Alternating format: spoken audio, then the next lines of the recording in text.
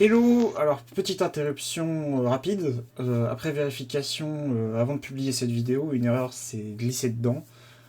En effet, plus loin, je parle d'investisseurs et de publishers, et je dis que le one-page est utilisé pour ceci. Du coup, ce n'est plus forcément vrai maintenant, mais les informations datent un peu. La norme de nos jours, c'est le pitch deck, et le one-page n'est plus trop utilisé, sauf peut-être en interne ou sur un salon. Je pense plus en parler dans une vidéo de la S2. Néanmoins, je pense que c'est bien de connaître ce document, c'est pour ça que je publie quand même la vidéo. Du coup, je vous dis bonne vidéo. Bonjour et bienvenue dans ce nouvel épisode. Aujourd'hui, dans cette vidéo, on va parler du one page. Commençons donc par définir ce qu'est ce fameux one page.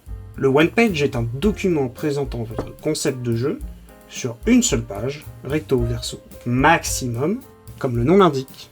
Il est souvent associé au elevator pitch, dont le principe est simple. Vous êtes dans un ascenseur avec une personne importante, et vous n'avez qu'un bref moment, environ 30 secondes à 1 minute, pour susciter son attention et obtenir un rendez-vous plus important. Il contient donc plusieurs informations essentielles, et qui donnent rapidement une idée de votre jeu.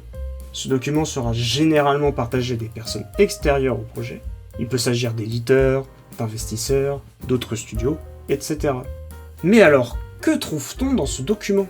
Dans l'idéal, ce document doit contenir plusieurs informations essentielles, et pour certaines, que je définirai plus précisément dans de futures vidéos. La première chose est bien évidemment un titre. La seconde que votre document doit contenir est un pitch ou un concept. Celui-ci doit faire seulement quelques lignes. Un des autres fondamentaux est la mécanique principale de votre jeu. Ensuite, il vous faut des metrics, c'est-à-dire des infos générales comme le genre, la plateforme, l'audience cible, un joueur ou plus, etc. Il vous faudra aussi une description de vos 3C. Ici, il s'agit de la caméra, les contrôles et le caractère, ou le personnage en français. Une autre information à ajouter sera les objectifs, court, moyen et long terme, les plus représentatifs possibles de votre jeu. Si possible aussi des conditions de victoire et de défaite.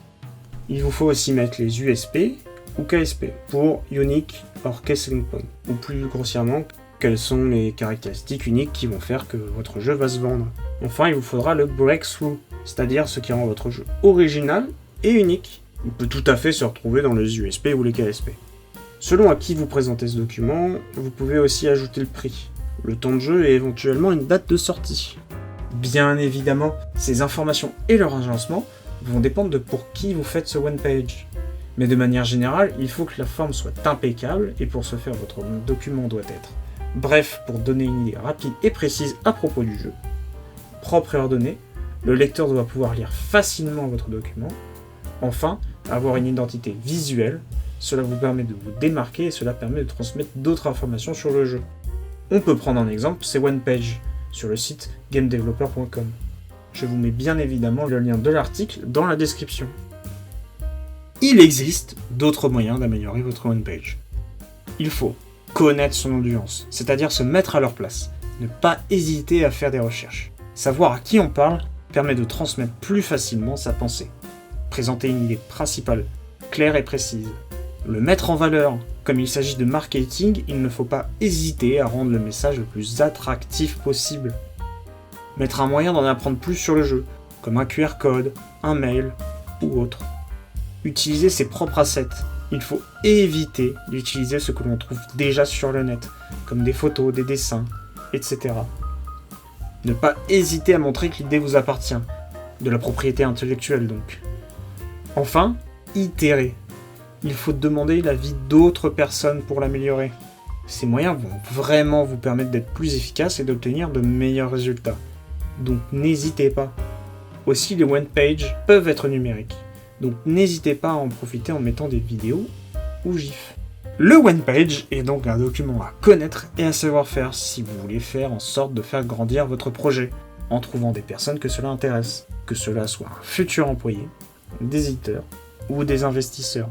Je rappelle et insiste, ce document peut être le premier contact qu'auront ces personnes avec votre projet, et il est des fois difficile d'enlever une première impression. Merci de m'avoir écouté, à vous abonner si mon contenu vous plaît, mais surtout, n'hésitez pas à commenter si vous avez des questions sur le sujet de cette vidéo ou son contenu, je me ferai un plaisir de vous répondre. Je vous dis à bientôt pour une prochaine vidéo.